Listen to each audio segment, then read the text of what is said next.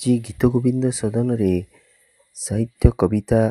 अकबीर कविता ब्रजकिशोर नायक प्रथम संस्करण रे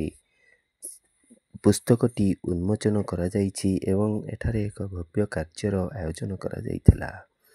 बहु कवि एवं विशिष्ट व्यक्तिंकर मध्यरे एवं दर्शकଙ୍କ मध्यरे एही आदृत एवं आम भविष्यतर लेखक मानकर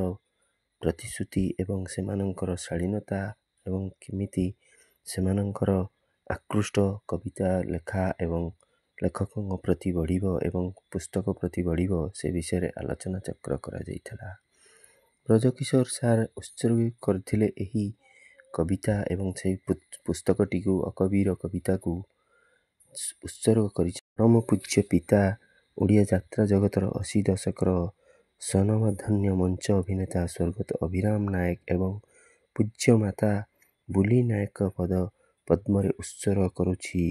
बोली कही एही कवि अकबीर कविता संकलन को आरंभ करिसेंती। स्वर रे से सुंदर भाव गीत तैयारी करछि।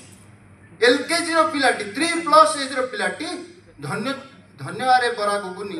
पिला माने पढिले सब ऑनलाइन में के पहुंचेला बाबा पहुंचेला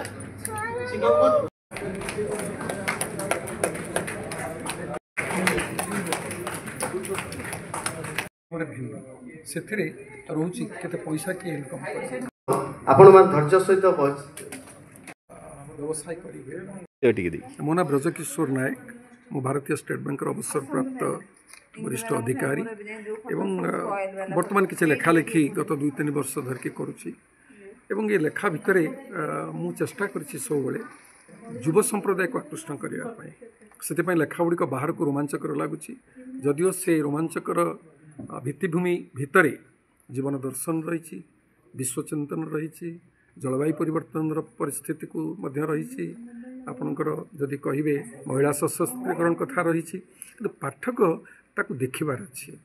पाठक जदि विषयटी को ध्यान सहित खोजे मोर कविता गुड़ी को ता भीतर सब जिनिस गुड़िक मिल जहाँकि समाज को सजाड़ापी साहित्य ही बहुत गोटे बड़ हूँ अस्त्र है गोटे कथा ये हूँ आज कार्यक्रम जो विषयटी मुझे रखी पाठक मानकर मरुड़ी और लेखक मानकर बन्या ये विषयटी हूँ मो निजर मानस चिंतन विषय कारण यहाँ मुझे अनुभव करुच्ची युव संप्रदाय विशेष भाव में लिटरेचर पढ़ा प्रति बही पढ़ा प्रति पर्टिकुलर दौना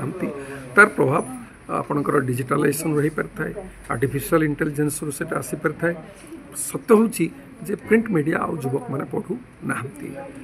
तेणु ताकू आम धीरे धीरे केमिति पिला मानक आकृष्ण करवा से लेखा सेमती हवा दरकार एवं जड़े लिखला बेले से जानवा दरकार तार पाठक किए कौ पाठकों से लिखुचे ताहले जाकि से पाठक तांकर लेखा को पढ़े बा तांकर लेखा साहित्य हो जेको साहित्य जेको विभाग हो गद्य हो पारे उपन्यास हो पारे पद्य हो पारे किसी आकर्षण रहा दरकार जहाँ पाठक को आकर्षण कर मोर मेसेज रही।